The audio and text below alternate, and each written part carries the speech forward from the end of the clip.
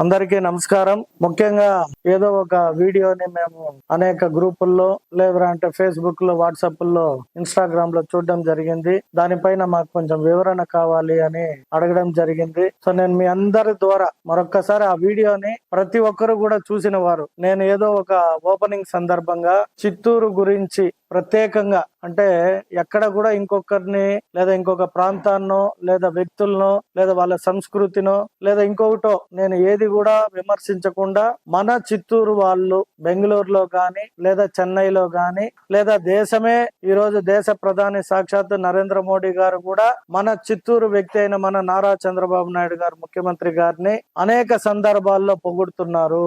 చిత్తూరు వారిని ఎవరు కూడా కిరీటం పెట్టి పర్టికులర్ గా పలానా అని చెప్పాల్సిన అవసరం లేదు. మనకి ఆ వాల్యూ ఉంది అనే ఒక సందర్భాన్ని తీసుకొని కొందరు, అంటే నాకు గిట్టని వాళ్ళ లేదా రాజకీయంగా, ఎందుకంటే నేను ఒక్క కర్ణాటకలో మాత్రమే గాని ఇది జరిగి ఉంటే ఖచ్చితంగా అది వాళ్ళు అపార్థం చేసుకున్నారు కాబట్టి క్షమాపణ గాని లేదా వాళ్ళు ఏం కోరితే దానికి సిద్ధంగా ఉండాను. ఎందుకంటే మనోభావాలు మన రాష్ట్ర ముఖ్యమంత్రి గారు మాకు నేర్పించిన ఒక డిసిప్లైన్ కావచ్చు, మేము ఎవరిని కూడా ఎట్టుబడితే అటు మాట్లాడే ఒక అసభ్యకరమైన మాటలు గాని ప్రవర్తనలు గాని మేము ఎక్కడ కూడా ఏ ఎమ్మెల్యేలు గాని ఏ మంత్రులు గాని ఏ ఒక్క పార్టీ కార్యకర్త కూడా చేయము. నేను పదే పదే ఇది వరకు అనేక సందర్భాల్లో చెప్పిన, కన్న తల్లి ఆంధ్ర అయితే సాకిన తల్లి కర్ణాటక.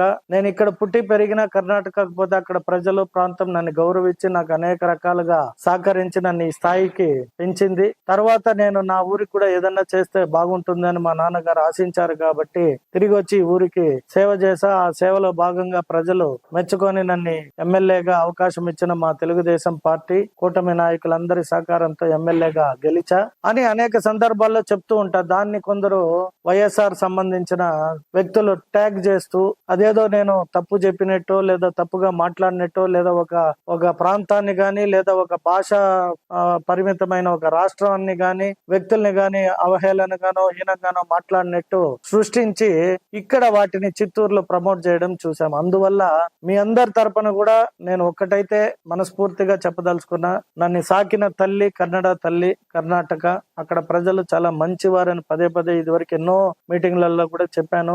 ఆదరించి అవకాశం ఇచ్చి ఇంతటోని చేశారు అని చెప్పాను. అయితే ఎక్కడో ఒక ఓటును పట్టుకొని దాన్ని కొందరు తెలిసి తెలియక అపార్థం చేసుకొని ఉంటే నిజంగా కూడా నేను మనస్ఫూర్తిగా వారందరికీ క్షమాపణ చెప్పడానికి ఎప్పుడు సిద్ధంగా ఉన్నాను. నాకు అక్కడ వ్యాపారాలు ఉన్నాయి, అక్కడ ఆస్తులు ఉన్నాయి, ఇండ్లు ఉన్నాయి. 20-23 సంవత్సరాలు అక్కడే బతికిన వాడిని, ఇప్పుడు బతుకుతున్నా. కాబట్టి ఎవరు అపార్థం చేసుకోవద్దండి. అట్లా ఎవరైనా అపార్థం చేసుకుంటే ఖచ్చితంగా వారందరి తరపున కర్ణాటక ప్రజలకి కన్నడ తల్లికి నేను క్షమాపణ చెప్తున్నా. అవసరమైతే మరొకసారి కూడా బెంగళూరులో ఉన్నప్పుడు వాళ్ళందరినీ పిలిచి మాట్లాడి ఎక్కడో ఒక చిన్న సబ్జెక్ట్ ని పట్టుకొని డివేట్ కాకూడదని వారందరినీ కోరుకుంటూ, ప్రత్యేకంగా మా చిత్తూరు నియోజకవర్గ ప్రజలు కూడా అర్థం చేసుకుంటారు.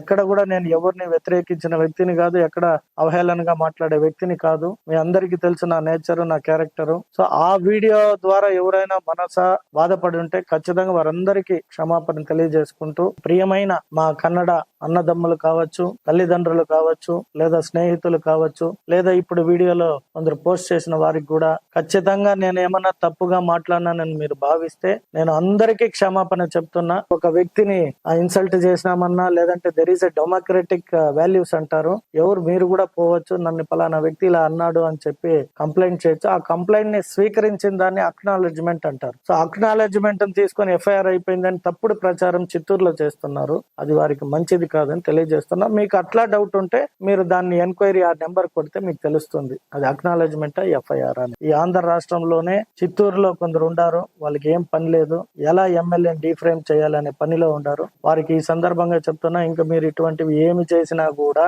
ప్రజలు మిమ్మల్ని హర్షించరు, క్షమించరు. ఎందుకంటే నేను ఒక చిత్తూరు వాడిగా, చిత్తూరు వ్యక్తిగా, చిత్తూరు వాళ్ళు మంచి పని చేస్తున్నారు అని అంటున్నారు అన్న దానికి అన్నాడు అన్న దానికి చాలా తేడా ఉంది. మేబీ తెలుగులో ఆ స్పెల్ కావచ్చు, ఆ స్లాంగ్ కావచ్చు, కొద్ది ఏమన్నా వేరియేషన్ భావాలు ఉండి కొందరు హట్ అయి ఉంటే మరొకసారి కూడా వారందరికీ నేను క్షమాపణ తెలియజేసుకుంటూ సెలవు తీస్తాను.